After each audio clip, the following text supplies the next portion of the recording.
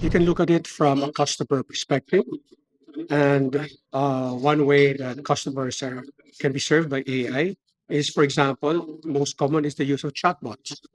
So a lot of customers would want to help, don't mind being assisted by a bot, as long as that bot is complete. It answers the relevant questions and addresses the relevant problems of the customer. That's just one example of how AI is being used at the front end or for the customer experience. At the back office, AI can be used for a number of use cases. For example, in finance and accounting, if you're going to look through so many transactions, you can look at how any transaction seems to deviate from the norm. Why potentially it could deviate? It deviated from the norm, and you can help. This can detect fraud, or it can detect potential areas of improvement. So that's just another example. In the middle office, oh my gosh, your the use of AI is just limited by your creativity and the need. So one common use case of artificial intelligence is in HR when they match numerous CVs to the particular requirements of a job.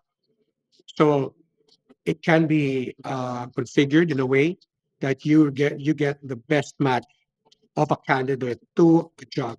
That's just some of the ideas that actually um, it's not even science fiction.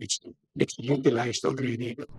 I think that a lot of organizations will be forced to adapt it, not for the sake of adapting it, but because it just has so many benefits. And so, as I said in my talk, the the best way to get convinced about using AI is to look for problem that you have, and it could be a big problem, it could be a persistent problem, but of course, the better, you know, uh, and it has to be a problem that's directly related to the business.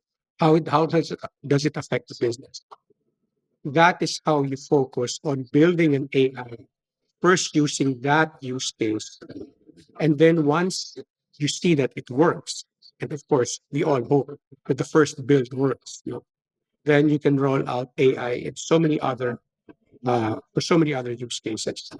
What I'm saying is, you just have to do it, but do it with eyes wide open. You really have to make that assessment because there are a number of factors to consider. One, does the process really need AI, or can it be a simple process tweak, or another IT solution? So, for example, should I adopt um, generative AI, or should I adopt robotic process automation? So that assessment really has to be made, and the way to go about it is you should involve the user or the owner of the process, the person with the domain knowledge. So if it's a finance